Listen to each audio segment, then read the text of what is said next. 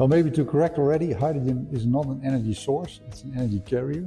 So we need hydrogen basically to transport energy from A to B or to use it for something else that we now use fossil fuels for. So you have hydrogen that can be produced from, for example, renewable electricity, and then you use an electrolyzer to split a water molecule into hydrogen and oxygen, and then the hydrogen can be used in all kinds of applications.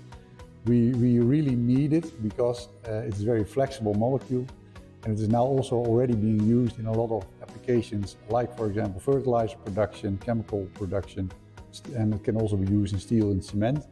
And those are also the applications that are very hard to abate if you want to decarbonize them. So using, for example, switching them to electricity, for some of these things impossible.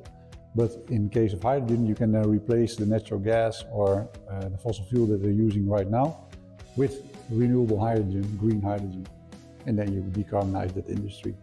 Plus there are some other things you can use hydrogen for, like heavy transport and mobility, but it will probably be mostly the heavy industry that can benefit from hydrogen.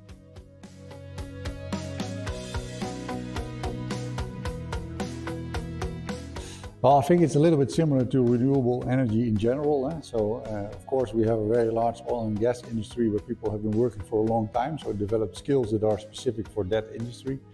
When you go to renewables, but also to hydrogen, hydrogen is a bit closer to whatever we are doing right now because it's a chemical, it's a molecule, it can be transported and stored in not the same way, but in similar ways as natural gas, for example. So it's slightly different than that. But you need to be able to, adapt to that situation. So for example, fuel cell manufacturers or electrolyzer manufacturers, things like that, how to handle hydrogen safely, how to transport it, how to store it, how to produce it at scale. Those kind of skills are not available with a lot of people because it's a very new industry. They can be taken from the basis skills that people have developed in, for example, oil and gas industry, but you need to be able to adapt them and adjust them a little bit to whatever is required for hydrogen. And I think that there is the skill gap for the most part. So it's not completely new education that you require, but it is something that you need to be specifically on hydrogen safety, on hydrogen handling, on things like that. So specific to the molecule of hydrogen and to the use cases of hydrogen, which do not exist at the moment. And it's important because otherwise we're not able to grow this industry. We had the same problem with renewables in general, where people are not available to install, for example, solar panels on the roofs or install large-scale wind parks. We will have the same problem for hydrogen when we are applying it at scale, because these people are not qualified and do not exist in qualifications to start working on that, and that's what we need to address.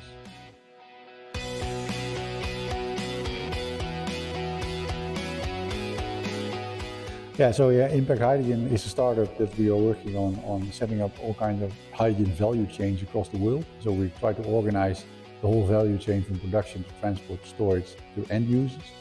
And when we were doing that, we found out that there's also a skill gap. So people are interested in how to set up this whole value chain, but then the next question is, where are we going to get the people to actually do this?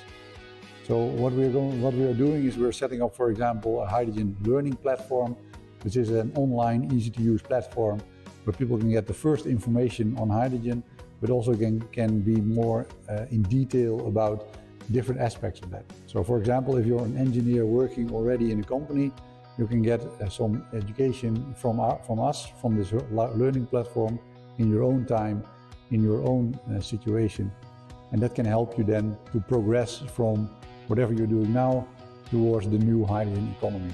And we're also using artificial intelligence and virtual reality to make it more interesting for people, to make it more practical, so that people can also see and understand what would be the hydrogen economy look like and what would be your job inside the hydrogen economy, which is important because it's not there yet.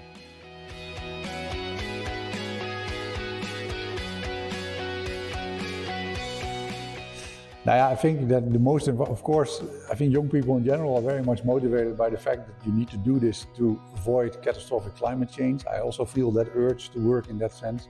So I think the intrinsic motivation is already there, But it's also just an emerging technology. It's an emerging economy. So it's completely new. There's still lots to discover. There's still lots to learn. It's easier to be an entrepreneur in that field than it is for something that's already established. So I think that is one of the main things. The challenges are enormous and the opportunities are also very big.